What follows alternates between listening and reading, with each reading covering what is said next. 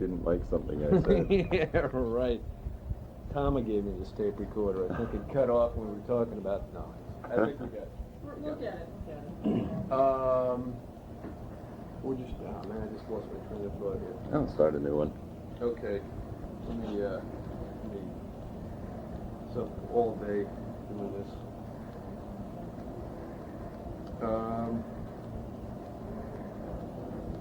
Oh, yeah, I remember what I wanted to ask you. What with the writing, was there a time when you kind of had hit a crossroads between writing and playing music ever? I don't know. I sort of verge on that from time to time right now. As a lyricist, I really started totally by accident because I hadn't really. I'd written literally 2 songs before I joined this band, just for fun. And when I joined Rush, it was actually my predecessor who had written most of the lyrics in the past, and Geddy and Alex were neither of them very interested in doing it. Mm-hmm. So I thought, well, I've been always interested in words and reading and so on. I'll give it a shot. Mm-hmm. And I did a couple of things that the guys liked, so it encouraged me to keep going. It's become a thing now that I really enjoy and get a lot of fulfillment out of. And over the last few years that I've been doing that, I've developed a stronger and stronger interest in prose writing. You know, I've pushed myself as a lyricist, just as a drummer, to constantly explore new areas and try to use different constructions and to use different rhyming patterns and to use different rhythms and so on.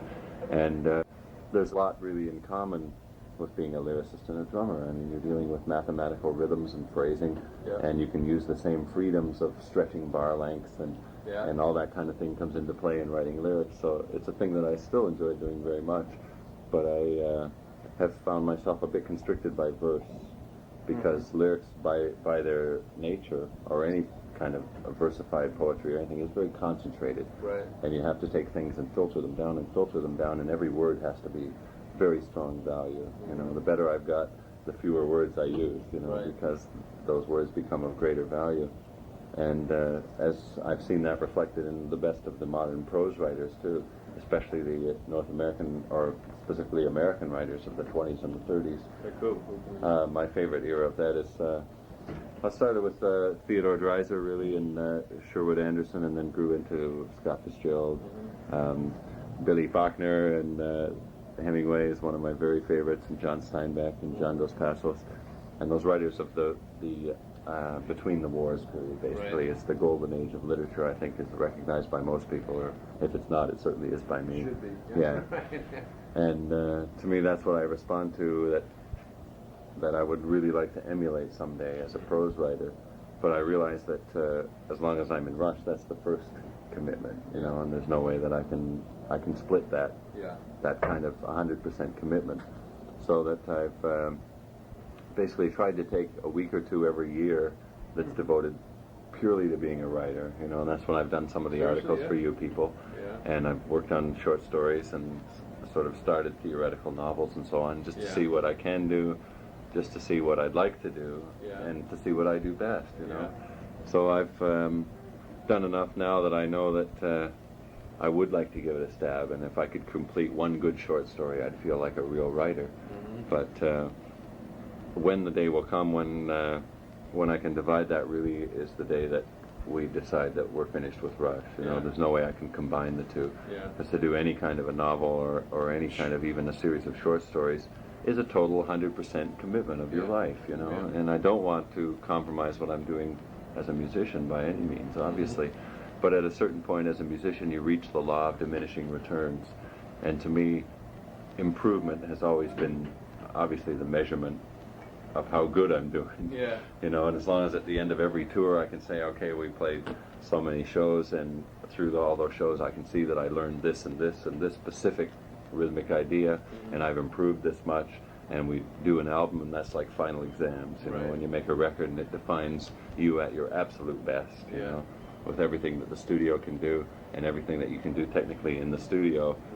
It can represent you at a better than human perfection, you know. So to me, subsequent to an album, the next tour is me trying to live up to that set of standards. Sure, and every night I stay trying to play every song as it is on the record, basically.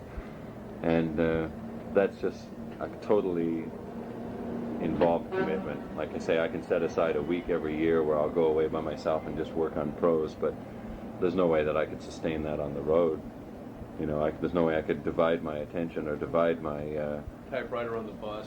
Yeah, I mean, I do that from time to time for specific things, but when it comes to being a creative writer, I mean, the threads that you have to carry in your mind and the number of concepts that you have to try and put down on paper, and the number of rewrites that it takes even to create a good short story, there's just no way that I can juxtapose that with all that it takes to be a serious musician and to try to measure yourself.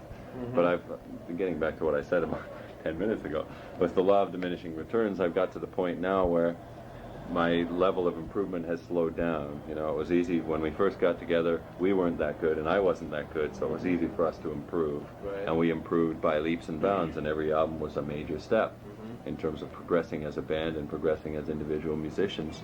And we've got to the point now where, you know, no false humility or false arrogance, but we have gotten pretty good as musicians, and we've gotten good at writing songs and interpreting them and taking a particular mood or a particular emotion that we want to express, and we have enough technique now and enough empathy and pathos that we can do it.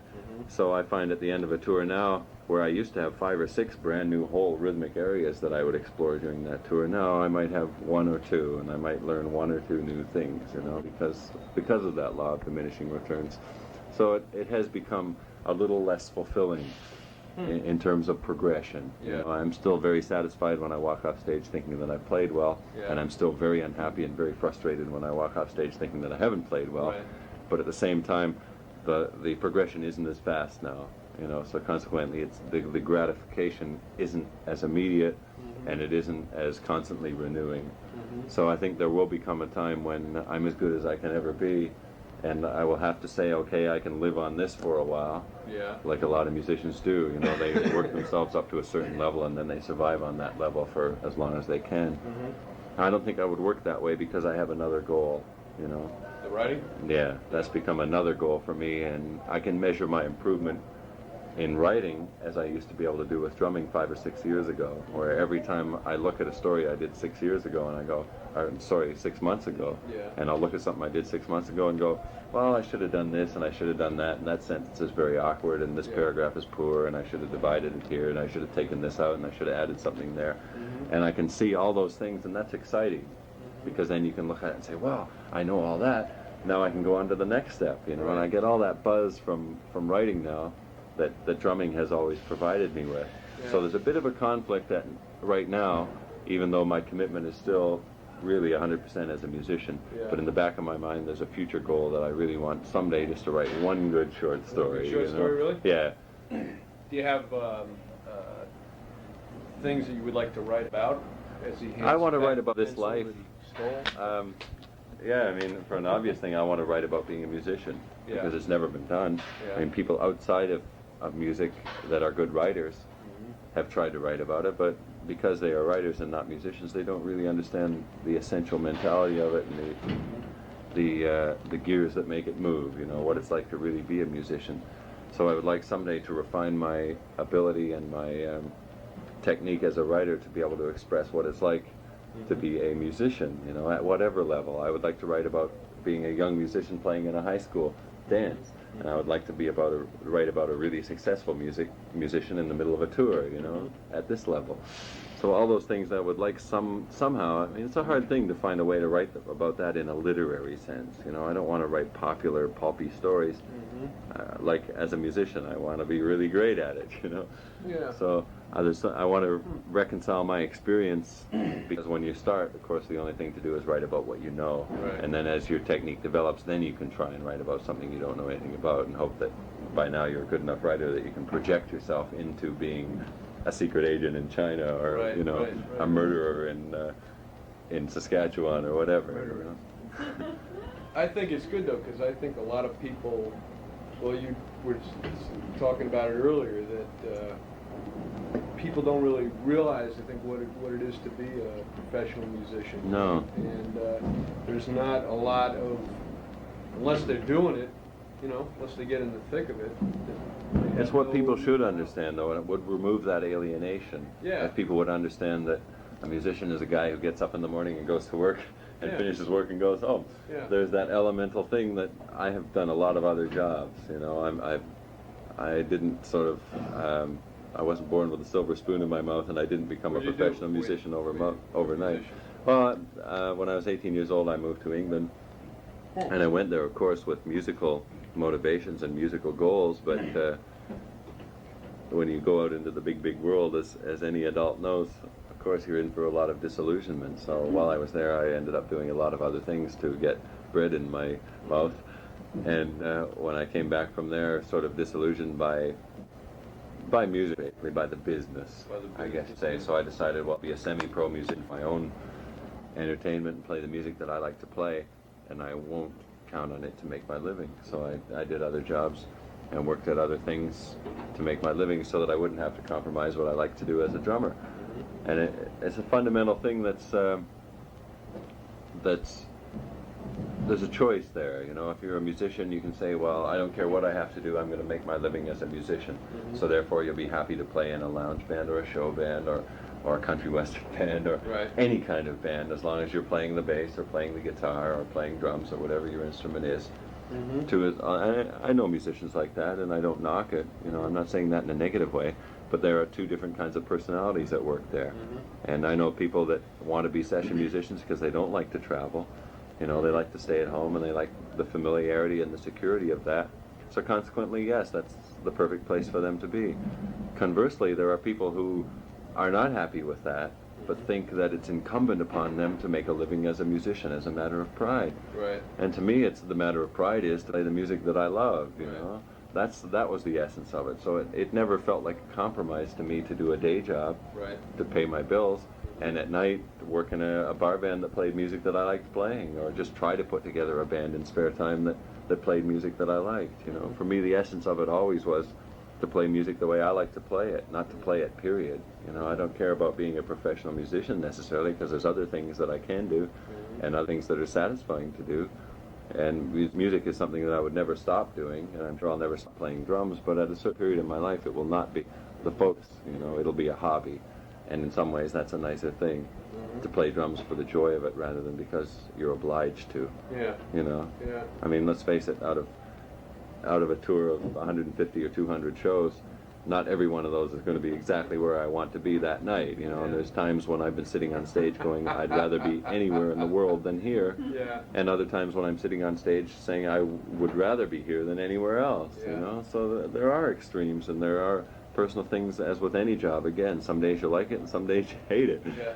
So that's another thing people don't understand, you know. They think it's always a wonderful joy and everything is looked after for you and you don't have to worry about a single thing, and how wonderful it must be to sit in front of people who love you. And it just don't work that way, though, obviously. And no life is perfect. There is no paradise, you know. That's the thing I've learned about a lot of different things. It doesn't matter where you live, too. A lot of people who live in the Midwest think, well, if I could only live in Europe, or if I could only live in the Caribbean where it was hot all the time. But I've explored all those things, and I know that there's a lot of things wrong with living in Europe, and there's a lot of things wrong with living in the Caribbean, and it's not paradise. You know, nothing is paradise, and no one has a perfectly happy life, you know, except maybe a moron or an alcoholic.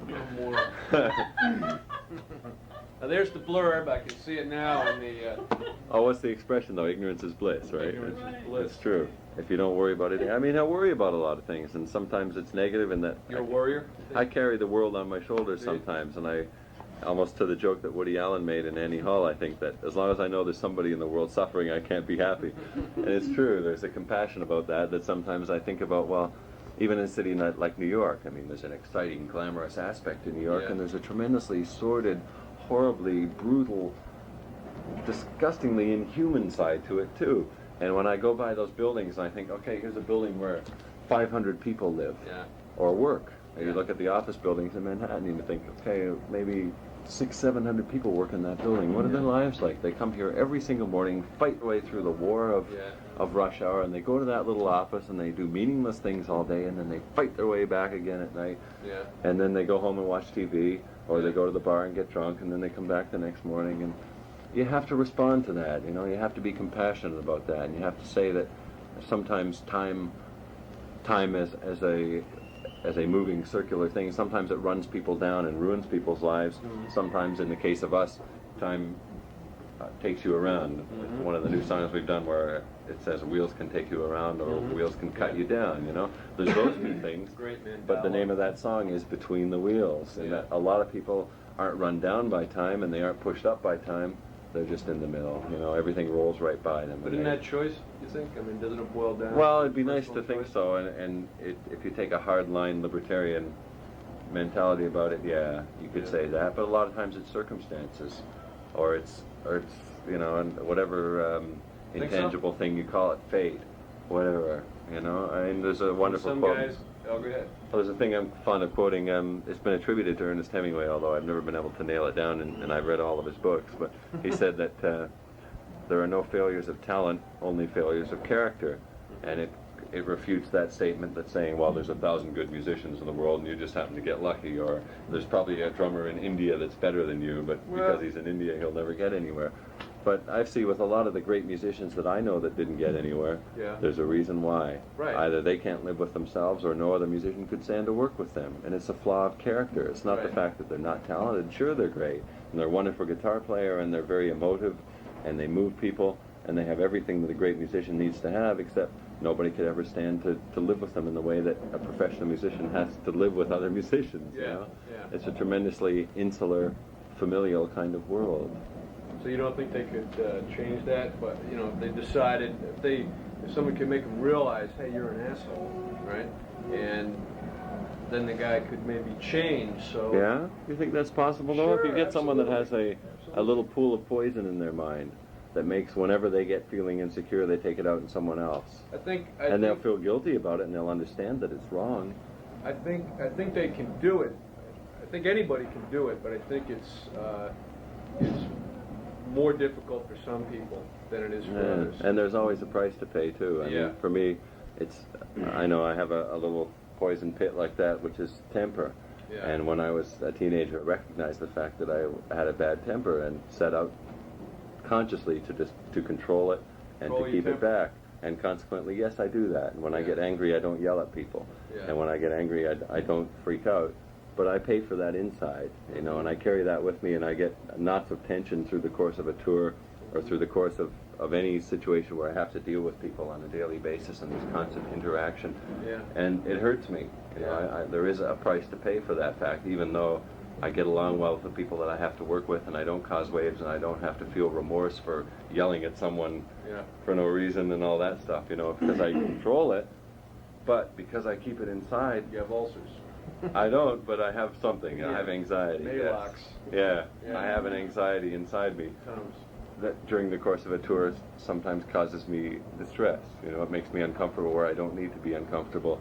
Yeah. It makes me nervous when I don't need to be nervous. Mm-hmm. You know, there's a price to pay for that control. But on the other hand, I probably wouldn't have been together with these two guys for 9 years if I hadn't learned to control that. You know, you can't just build a foundation of relationship that it takes to have the kind of relationship that we have. Mm-hmm. You can't base that upon swearing at each other every day and saying, you're a stupid jerk. You know? Right. You just can't do that. You have to base it on respect, and you have to maintain that respect always. Yeah. You know, you can never afford to let that control go and lose control at somebody like that, because in spite of the fact that you might feel remorse for it and go up and say, I'm really sorry I did that, it doesn't matter. It's always there. You know, like you can say, you can probably relate this to your own life. Whenever anyone has said something really, really out of line to you and something really cruel to you, they might have felt tremendously remorseful for it. And even if they were drunk and you can forgive them and say, yeah, you know, I understand, it's okay.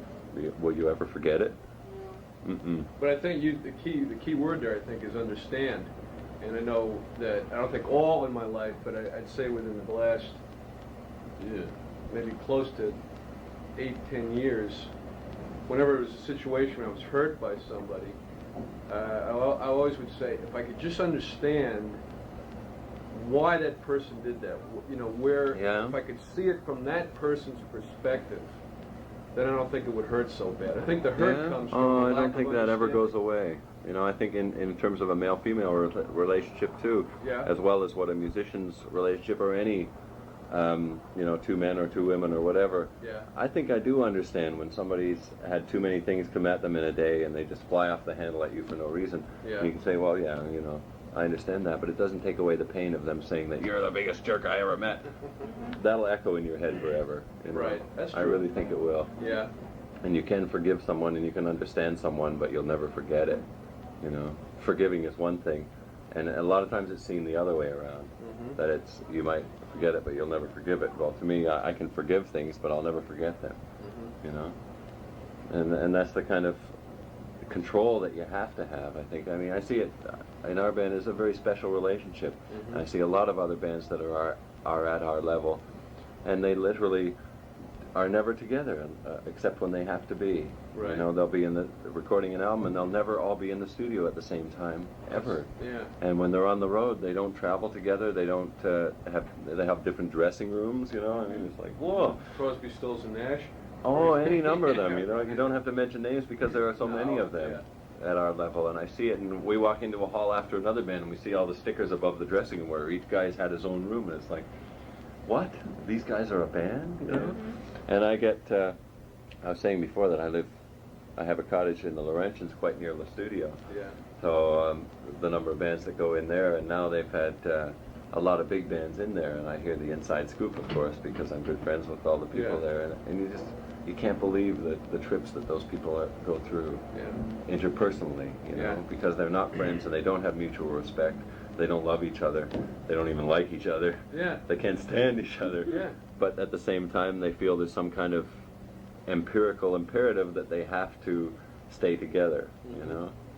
It's a weird thing. Again, off the record, the Police are a wonderful example of that. Yeah. Where Stuart Copeland likes to brag about the fact that he put together that band, but Yeah. nonetheless, no one would deny that Sting is both the musical and the commercial genius of that band. And they argue about what's going to go on the flip side of his songs. Right. I mean, it's understood that his song will be the single, but they argue about which of their silly songs is going to be the B-side. Yeah. And Yeah. that becomes a big issue to them because they're going to collect the royalties reflected on his greatness, basically, You can see that. I can see that a lot in a lot of the press. From being in the press, I have a tremendous distrust of the press. As a musician, I have tremendous distrust of musicians. Yes, Yeah, it's true. And it's what's that? Believe half of what you read, none of what you hear. Is that how that goes? Or something? But anyway, from reading about the Police, you can see that it's rather than the band being like this, it seems to be going like that. Oh, yeah. I heard that they've broken up, which certainly doesn't surprise me.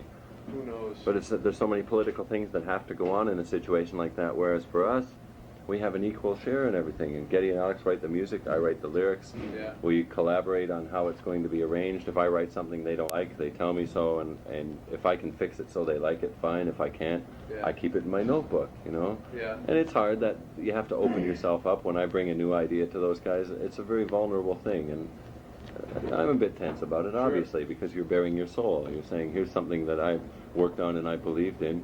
What do you guys like think? it, yeah. And if they like it, of course, it's like, yeah. Yeah.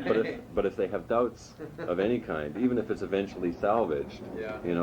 there's a bit of insecurity and vulnerability involved there. Yeah. And it's incumbent upon them, or me in the opposite circumstance, to one of the new songs, Kid Gloves. Yeah. You have to be very careful about that, and you have to say, well, there's something about this that doesn't ring true, and it's important to be specific too, and say, I like what you're trying to say here, but there's a couple of lines that are a little bit obscure or could mislead people. If you take a cynical person looking at this lyric, they would read something totally different into it. And I have to respond to that and say, yeah, that's true. And a lot of times they'll suggest something and say, yeah, that's wonderful. And I'll go back to the drawing board, And there's a give and take about that. That's really critical to us. But we're very rare in that respect. There's very few bands that don't have one guy. Almost every successful band you can think of has one guy. Yeah. That guy either writes all the songs, or if that isn't admitted, and with a lot of bands it's been songs written by the whole band, there's one guy that really is the original essence of that band, the guy that gives them their character, the guy that gives them their direction and their originality. Yeah. And that's got to be really hard to live with, and that's where all these solo albums and all these musical differences and all the euphemisms of modern rock and roll come about, you know, because of that ego conflict of saying, well, I'm not happy to be just a guitar player or just a drummer or whatever, you know, I want to be the main guy. And so the true democracy that we've been fortunate enough to have, because it is a real democracy in that sense, in that the majority does rule, but it's always the majority of interested parties. You know, it's never one guy. It's always a congruence of different people's ideas, and then you can say, no, that's not a good idea, and throw it away, and nobody's feelings are hurt. You know, everyone has a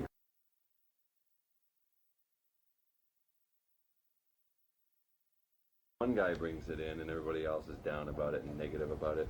It causes tremendous conflicts, and I think in a lot of bands today, that's the main problem, is that they don't all have equal abilities or equal input for whatever reason. Yeah, and but still, like in a lot of bands, what is it? The sum is greater than the parts, or something. You know, The synergistic idea. That's certainly true of us. Yeah. You know, the important thing again about that is that we.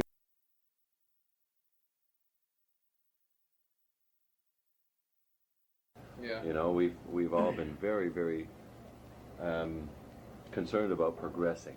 You know, we all wanted to get better and better, obviously. And fortunately, we all got better at the same pace. And I've been in other bands in the past where everybody wanted to get better, but half of the band was getting better a lot faster than the other half was, you know. Oh, yeah. And that causes a tremendous rift. So it's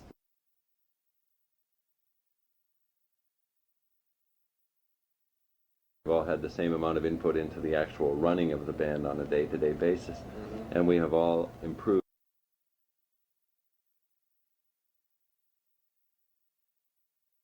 Because I've been in bands before where one guy will make 4 mistakes a night and the other guys make 1 or 2, and that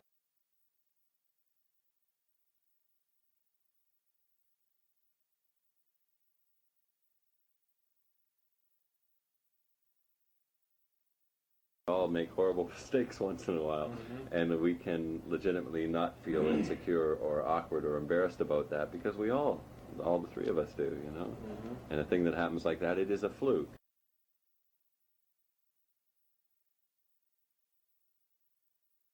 Or anything, but we make enough mistakes to be human, and we make enough that we are equal and can laugh about it and say, "Oh, I heard what you did tonight in that song," you know. That's important, because I get embarrassed when I make a mistake. Of course, I hate making mistakes. Yeah.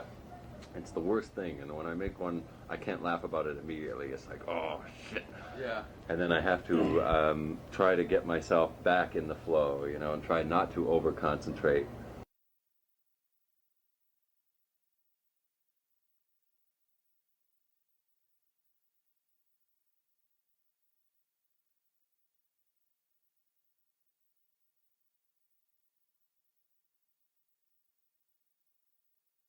Maybe a drumstick breaks at the wrong time and it puts me in the wrong place, you know? Right. And that just makes me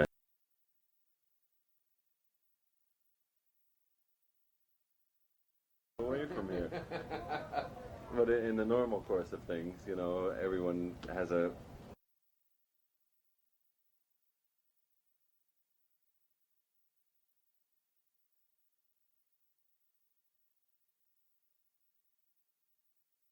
say, well, what happened in that song? Oh, it was me, you know, such and such, blah, blah, blah. And that's important. Yeah. And it's not hard for any of us to admit it, because it's not always the same guy. It's not always me sitting there, well, I made a stupid mistake tonight. Sorry guys. Let me play tomorrow night and I'll try to do better. Yeah, that's an important thing too, is none of us have to feel like we are downgraded by it. Yeah. You know, if that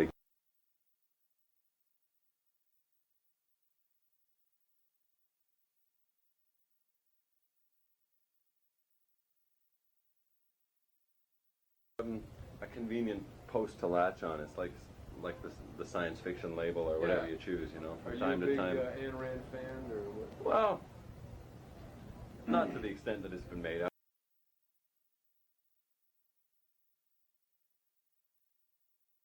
Coincidental way, it happened to follow the circumstances of one of her stories, so consequently I gave due credit to that, Right. because I realized the fact that as that story progressed about the rediscovery of creative music in the future. Right. Her story happened to be about the rediscovery of electricity.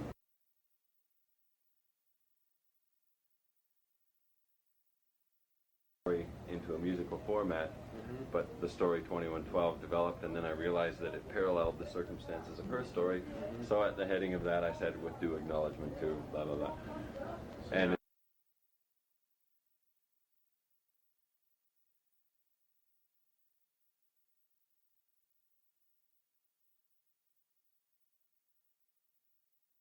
perhaps 2.5 albums altogether have had to do with the future or with anything that could be called science fiction. And even when we do something now like Countdown, which is science fact, about the launching of the Columbia the first time, which we were there. That was great. Yeah. I figured you were there. Yeah, we were invited to it, and we were there for the launch, and we went to a great deal of trouble to be there, and consequently it made a tremendous impact on us, and we wanted to respond to it, and it was inspiring. We wrote a song about it. And that tends to be tied into the whole label, because if people really aren't into your music, but they are forced to write about it for whatever reason, then they pick up on what they can get easily, superficially. It's the whole label.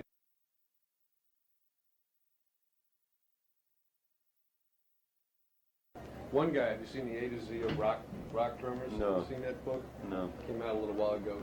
Talked about it being fascist lyrics. Yeah, I know. And I was thinking, fascist lyrics. Now, what has this guy been listening to? Yeah, because I know I've never written anything political. Yeah. I'm an apolitical person, really. If Are you? Yeah. I'm interested in anything, it's the philosophies that surround those things. And I'm interested in the philosophy that consequently, if I admit any influence from her, when John Dos Passos, for instance, was a well-known left-wing radical writer of the 1920s, the camera eye was directly influenced by him. Yeah. But at the same time, nobody calls me a communist. Yeah. I'm influenced by these people because they're great writers, not because whatever their politics were. One of my favorite books that Ayn Rand wrote was Capitalism, the Unknown Enemy. Oh, yeah. You ever read that book? Yeah. And, The nonfiction stuff, yeah. Yeah. I'm I don't interested see in her it as a all. fascist at No. all. And to me, the essence of it all is, regardless of the politics, is philosophically what I am as an individualist. Yeah. And I believe in the greatness of individual people. Right. And that's not an anti behind us Yeah. in a hall where I can see those people and I see all those little circles. Each of those people is a person, and each of those people are a story. They have a circumstance surrounding their life that can never be repeated. All those people have a whole novel about their lives, the time they were born and how they grew up and what they did and what they wanted to do and weren't able to do, their relationships with other people and their romances and their marriages or whatever. Right. All those things, they are individuals. And when I can see our audience, regardless if there's 2,000, 10,000, or 15,000, when you put the lights from behind, I can see all those people. Regardless if it's all little circles, it doesn't matter. They're individual little circles, and that's what I respond to. They're not a mob. Yeah. They're not a crowd. They're not some part of the values that I attach to our music as songwriters and to my drumming too. I'm always playing for an individual every night. I don't play for the crowd. I don't play for some faceless ideal of commerciality or some lowest common denominator. There is a person out there every night. They say, not bad. And if I play it wrong, you jerk.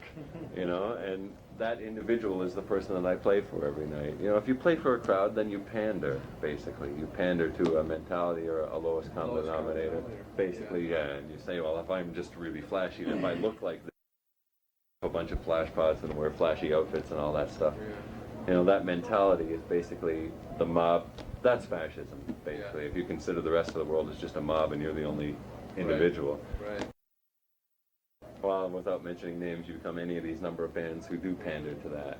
You don't become a musician. You become some kind of a entertainment marketing director, or whatever you want to call it. It's not musicianship. I don't know. You can never really understand the reasons for it, and I can never say that I could sit with those people and necessarily carry on a conversation. Yeah. You don't It's a feel sad thing. It doesn't feel like the music contributes to that, or...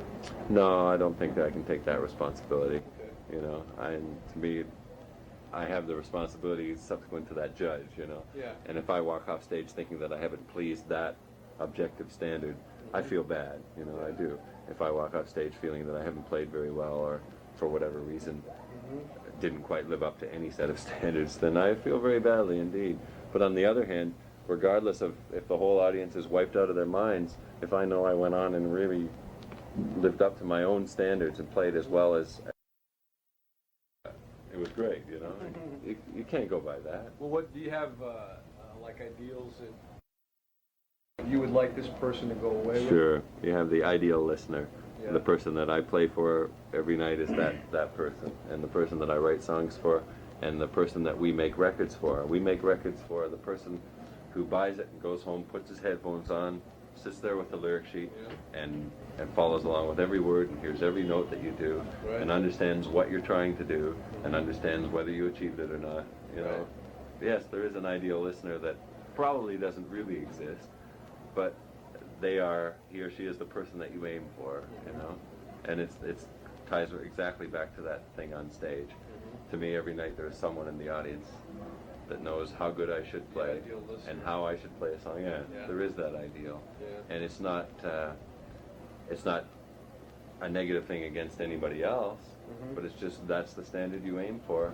And I think that it does have a subliminal effect on people. I mean, the fact that we are so well regarded as a, you know, I walk on stage with the same mentality and the same urge to really do well, and again, I get the same satisfaction out of having played a really good show in Igor, Indiana, or at Radio City Is that a Music real Hall, town, you Igor, know? Indiana? No, I think Oh, I just all made right. that up. That's